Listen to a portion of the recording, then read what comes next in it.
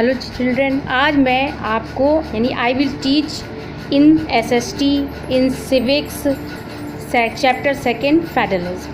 तो सबसे पहले हम थोड़ा सा प्रीवियस चैप्टर के बारे में आपको थोड़ा सा टॉपिक से परिचित करा दे रहे हैं। As we have seen in the previous chapter that Belgium has shifted from a unitary government to federal government in 1993 and Sri Lanka remains to be a unitary system of government despite demands of Tamil leaders. So in this chapter we are going to understand the theory and practice of federalism in India. तो मतलब जब ये topic चलता है कि federalism, तो हमारे मन में ये क्वेश्चन उठता है कि what is federalism, what is the key features of federalism और what do you understand exact balance of power.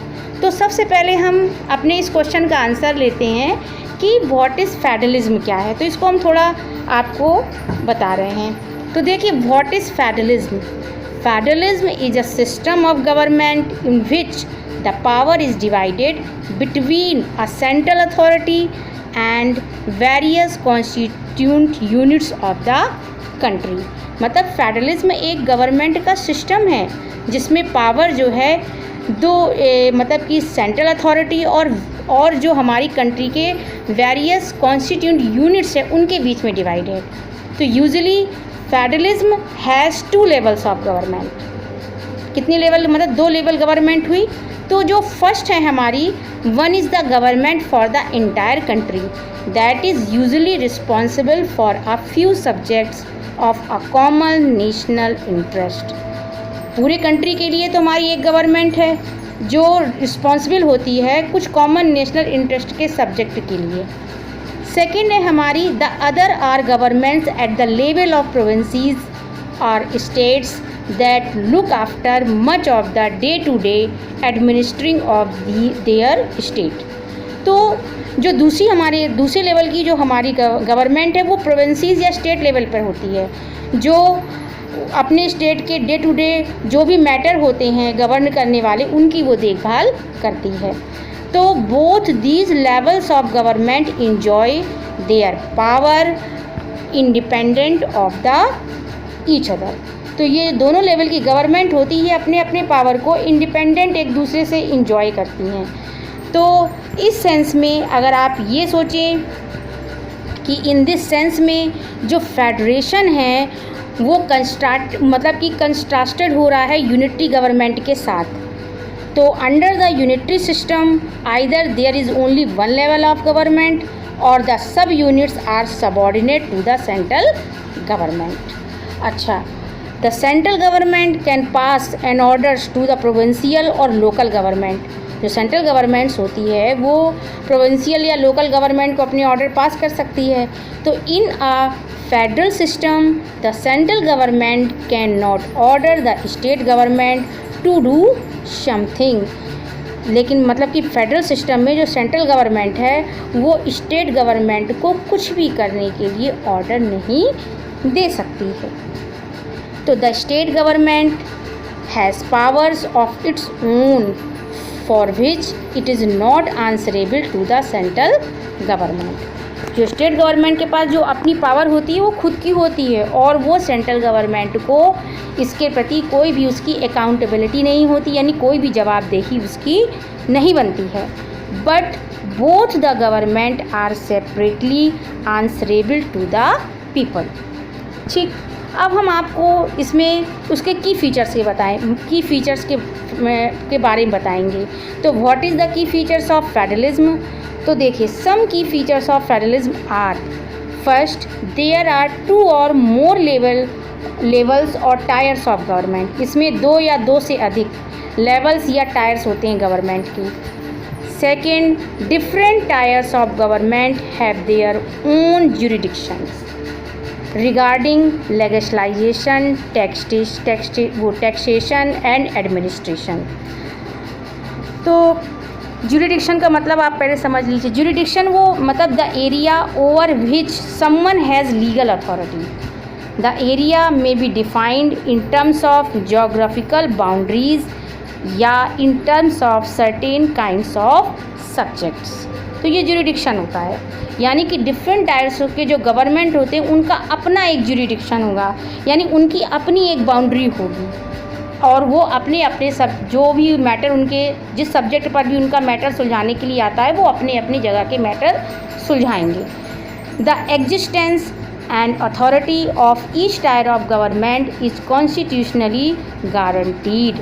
और प्रत्येक टायर की गवर्नमेंट का जो एग्जिस्टेंस और अथॉरिटी होगी वो कॉन्स्टिट्यूशनली गारंटीड होगा, यानी कि अकॉर्डिंग टू कॉन्स्टिट्यूशन के अकॉर्डिंग होगा, वो उसमें वो कोई भी फेरबदल नहीं कर सकते हैं।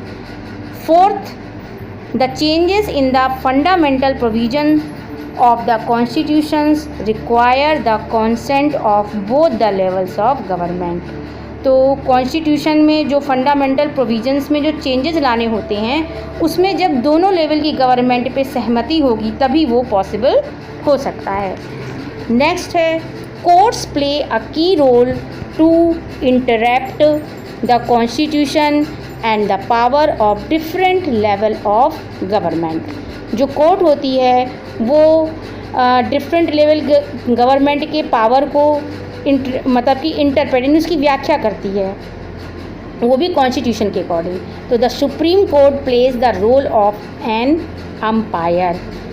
नेक्स्ट है sources of revenue for each level of government are clearly mentioned to ensure its financial autonomy. Next, जो फेडरल सिस्टम है ये ड्यूल ऑब्जेक्टिव रखता है। First, to safeguard and promote unity of the country while at the same time accommodate regional diversity. An ideal federal system of government must have mutual trust and agreement to live together। तो एक federal system जो government का है वो उसमें एक mutual trust होना चाहिए और साथ साथ रहने का एक एग्रीमेंट होना चाहिए, तब जाके जो है ये फेडरल सिस्टम हमारा कामयाब होता है। तो ये हो गया फेडरलिज्म के की फीचर्स, जो इसका मतलब इसके क्वेश्चन भी पूछे जाते हैं कि what is the key features of federalism. अब देखिए नेक्स्ट है हमारा exact balance of power. Exact balance of power between the central and the state government varies from one federation to another. तो जो पावर का एग्जैक्ट बैलेंस होता है central और स्टेट गवर्नमेंट के बीच में, तो वो एक फेडरेशन से दूसरे फेडरेशन में अलग अलग हो जाता है। और this balance depends mainly on the historical contest in which the federalism formed. और जो ये बैलेंस होता है ये हिस्टोरिकल संदर्भ पर डिपेंड करता है जिसमें कि फेडरलिज्म फॉर्म्ड हुई है। तो इस तरीके से जो फेडरलिज्म है वो फॉर्म्ड होती है इन टू वेज में। तो फर्स्ट है in the first type states come together on their own to form a bigger unit and they have equal power. First type में अगर आप ले लें तो स्टेट जो है वो साथ साथ जो है एक बिगर यूनिट बनाते हैं और उन लोगों पर जो पावर होता है इक्वल होता है और are equally strong vis-a-vis the federal government. They are coming together so that by pooling sovereignty and retaining identity they can increase their security। और इसी तरीके से वो सिक्योरिटी को इंक्रीज़ कर सकते हैं। सेकेंड टाइप में अगर आप देखें तो जो सेंट्रल गवर्नमेंट है tends to be more powerful vis the states, मतलब स्टेट की अपेक्षा ज़्यादा पावरफुल होती है central government. Here a large country decides to divide its power between the constituent states and the national government। तो इस तरीके से जो सेंट्रल गवर्नमेंट है मतलब कि वो स्टेट की अपेक्षा जो है ज़्यादा पावरफुल होगी और यहाँ पर एक लार्ज कंट्री डिसाइड करती है पावर को डिवाइड करने के लिए निर्णय लेती है किसके बीच में, कॉन्स्टिट्यूंट स्टेट्स और नेशनल गवर्नमेंट के बीच में। तो देखिए USA, Switzerland and Australia are coming together federation कहलाएंगे। and India, Spain and Belgium are examples of holding together federation. तो आपसे ये क्वेश्चन भी पूछा जा सकता है कि कमिंग टुगेदर फेडरेशन के अंतर्गत कौन कौन सी कंट्रियाँ आती हैं। तो इसका आंसर है USA, स्विट्ज़रलैंड एंड ऑस्ट्रेलिया। अब नेक्स्ट है कि होल्डिंग टुगेदर फेडरेशन के अंतर्गत कौन सी कंट्रियाँ आती हैं। तो आपको बताना है इंडिया, स्पेन एंड बेल्जियम। अच्छा, अब हम आपको इसका जो नेक्स्ट टॉपिक है what makes India A federal country, ये हम आपको नेक्स्ट वीडियो में बताएंगे। तब तक के लिए जय माता दी। तब तक आप मेरे वीडियो को सब्सक्राइब करना मत भूलिएगा और आप वेट कीजिएगा। जय माता दी।